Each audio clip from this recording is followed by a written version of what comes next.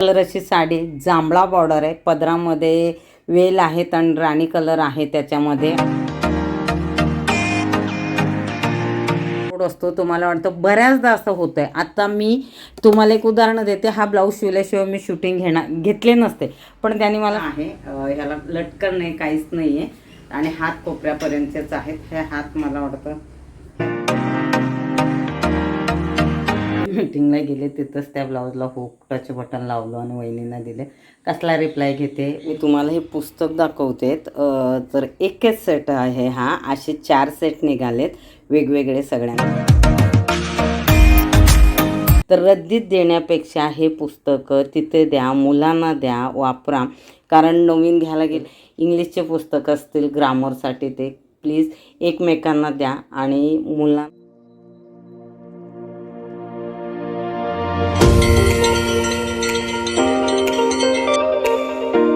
सुरुवात करते. स्टिचिंग सुरेखामध्ये सगळ्यांचं मनापासून स्वागत आहे. तर ब्लाऊज शिवलेलं नाही, अजून शिवायचं आहे. साडी फॉल बिडिंग केलेली आहे, तर घडी करणार आहे.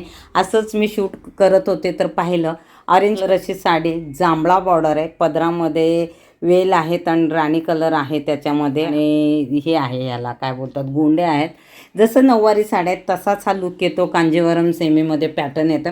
ह्याचं सिम्पल प्रिन्स कटच समोरच्या हुकचा शिवायचा आहे. तर नेहमी ह्या साड्या येतात, ह्याच्यावरती प्रॉब्लेम खूप जणांना असं वाटतं की कसं डिझाईन करायचं. तर कुठल्याही प्रकारचं तुम्ही ह्याला डिझाईन करून घेऊ शकता. मी ह्याच्यात साधंच सांगितलं आहे, साधा सिम्पलही शिवला तरी लुक येतो. 4 टक्स घ्या, कटोरी घ्या, प्रिन्स कट घ्या, जे तुम्हाला आवडतं तशा प्रकारचं तुम्ही शिवू शकता. आणि त्याच्यामध्ये ह्याला बॅक हुक असेल, कसे असेल किंवा ह्या काटाचं तुम्ही काहीतरी डिझाईन करत असतील तर अप्रतिम असं त्याला लुक येतो. आणि हे प्लेन असेल, अशी बॉर्डर असेल तर त्याच्यामध्ये दुसरं मल्टी कुठला कलर मिक्स करू नका, म्हणजे अदर कुठल्याही तुम्हाला साडीवरती ते मॅच करता येतं. तर हा असा लुक दिसतोय, खूप सुंदर दिसतोय. ब्लाऊज मला शिवायचा आहे. ह्या साड्या घडी करून सगळ्या मी देणार आहे आणि हाही हे करायचं आहे, कारण घाईमध्ये जेव्हा ब्लाऊजेस येतात शिवायला, घाईत नाही आहे, आरामात दिलं आहे त्याने मला. पण तरीही मला हे परत आता शूट घेणं होत नाही, कारण आता फॉल लावलं आहे. ताई आल्या होत्या तर फॉल लावून दिलेत, आता घडी करणार आहे. तर ते बाकीच्या साड्यांचे शूट घेत होते तर त्या बोलल्या की तुम्ही ह्याचं घ्या. म्हटलं अगं ब्लाऊज नाही शिवलेले. बोलते असं हे करा, नंतर तुम्ही फक्त डम्मीला ब्लाऊज दाखवा. असे बरेच आयडिया दुसरेही देतात जे माझ्यासोबत कामाला असतात ते. आणि ह्याच्यात बघा वेल किती सुंदर दिसते. पदर ओव्हरऑल साडीचा लुक खूप छान दिसतो. कार्यक्रमाला ह्या साड्या कधीही जुन्या होत नाहीत, अशा प्रकारच्या ह्या साड्या असतात. ह्यांच्या 2-3 ब्लाउजेस आहेत का माझ्याकडे, तेही मी ह्या व्हिडिओमध्ये दाखवण्याचा प्रयत्न करते. ह्यांचेही नेहमी येतात माझ्याकडे शिवायला ब्लाउजेस. मैत्रीणच आहे माझी. आधीच अगर तुम्ही किंवा व्हिडिओ पाहिला असेल तर तिचे 2-3 ब्लाऊज असं साड्या दाखवले होते. ते सगळे सोबतच होते, पण त्याचं पूर्ण काम झालं आहे, फक्त हे राहिलेलं आहे.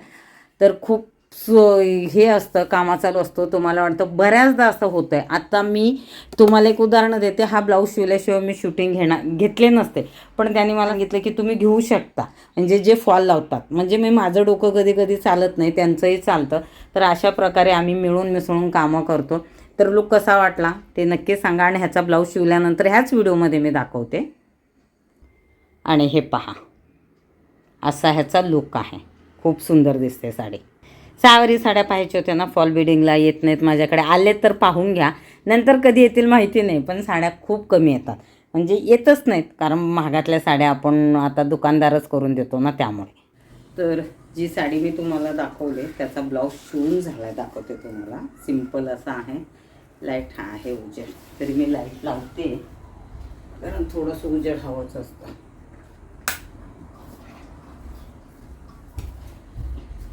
जी साडी ती साडी दिली त्यांना, आणि हा असा ब्लाऊज साडी घडी करून हे केला. असा आहे प्रिन्स कट आहे. ह्याला अजून हुक लावायचे, ताईकडे देते हुक लावायला. आणि हा असा गळा आहे. हे गळा तुम्ही पाहू शकता. साधं सिम्पलच आहे, प्रिन्स कट आहे, कोपऱ्यापर्यंत आहे. मी तुम्हाला असं दाखवते. हा मला ते असं आहे. तर खूप सुंदर असं डिझाईन दिसते. त्या साडीवरून तुम्ही हे करू शकता. आणि हे ब्लाउजेस दुसऱ्याही साडीवरती चालतात. पाहायचं मी असं हे करून, कधी कधी आपण दुसऱ्यांच्या जेव्हा घालतो. गळा तुम्ही पहा. आता डमीला घालून दाखवायला वेळ नाही आहे, जे द्यायचे आहेत हे बघा. इतका सुंदर त्याचा असा गळा बसतो, खूप सुंदर गळा डीप बसतो हा आहे.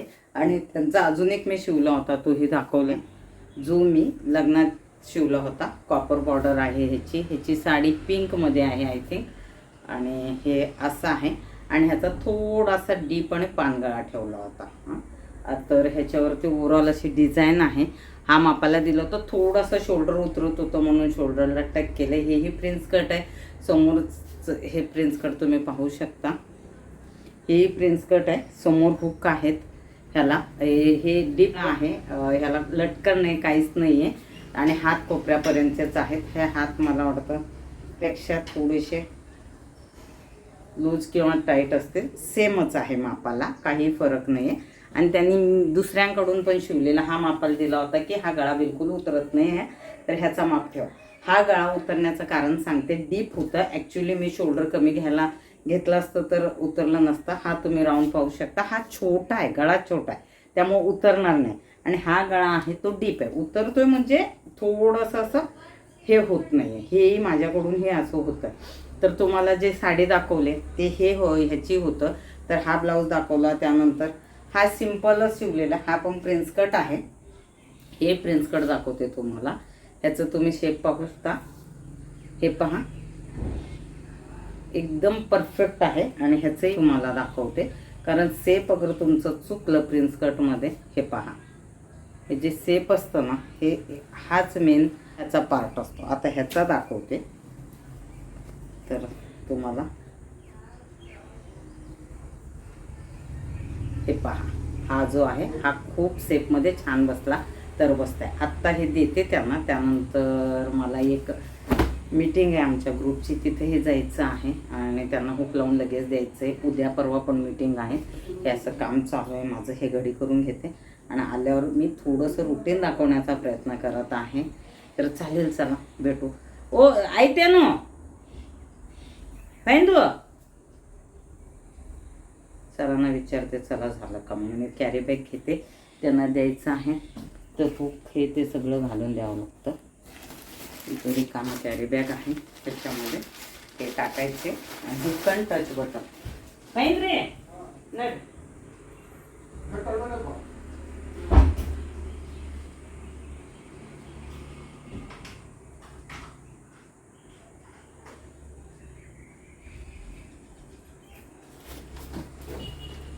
हे असे बॅगेत घेतलंय आणि ह्याच्यामध्ये माझा मोबाईल स्टँड आणि हे एवढंच असतं, बाकी काही नसतं. चष्मा ठेवला तर ठेवते, फक्त स्क्रीनच्या ह्याच्या वेळेस तेवढं वापरते, कारण मला कंपल्सरी वापरायला सांगितले, पुढे जाऊन प्रॉब्लेम नाही व्हायला पाहिजे. तर चालेल, चला तिथं गेल्यानंतर अगर मी ब्लाऊज द्यायला गेले तर ज्यांचा आहे त्यांचा रिप्लाय घेते.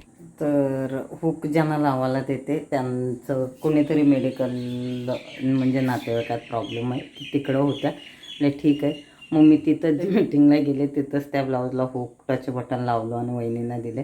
कसला रिप्लाय घेते, उशीर झाला. आले घरी, सगळं आवरलं आहे, कटिंग केलेले आहेत, तर करायचे आहेत. त्याचं मला शूट पण करायचं आहे, कारण बऱ्याच जणांना ते पाहायचं आहे. आणि इथे सगळे पुस्तकं, आता 10वी झाली माझ्या छोटीची, मग तिचे जे काही पुस्तकं आहेत किंवा जे महत्त्वाचे असे म्हणजे लागणारे गाईड ते आहेत, कुणाला ना कुणाला देतो, विकत नाही किंवा रद्दीतही देत नाही. 3-4 सट बांधतात कधी कधी, तिलाही कोणीतरी देतच. मैत्रिणींच्या मुली एकमेकांना आधीपासून आम्ही एकमेकांचे पुस्तकं वापरतो, कारण नवीन जे लागतात ते तर घ्यावंच लागतात, पण जे असतील ते तर दरवेळेस बरेच जण सांगतात तर असे 3-2 सेट कोणी देतं किंवा कुणी आणून दिलेलं असतं. ते कोणाला लागत नसतील तर कुठल्याही संस्थेला नेऊन पुस्तकं देतो.